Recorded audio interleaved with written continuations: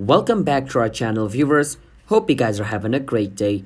And in today's video, I'm going to be showing you guys how you guys can save or download a TikTok video.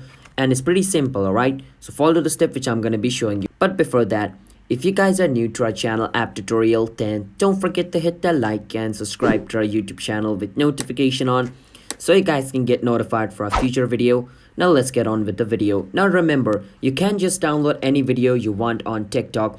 If the video is not allowed to be downloaded by the creator, or like if the creator has turned off the download option for that video, you can't download that video. So in order for you to download a video, the creator has to allow that, alright? So if you follow the step which I'm going to be showing you, some videos might not be allowed for you to download. So you might think, oh, this process is a mistake. No, this process is correct. The only reason you are not able to download that video is because the creator has not allowed you to download the video. The creator has turned off the download option. So yeah, but if you guys want to download a video where the creator has allowed you to download the video, it's pretty simple. Just hold on the video, click on save video. Once you click on save video, the video will start to download. Over here where it says saving, and it's done. It says video saved. So that's how you guys can save or download a TikTok video. It's that simple.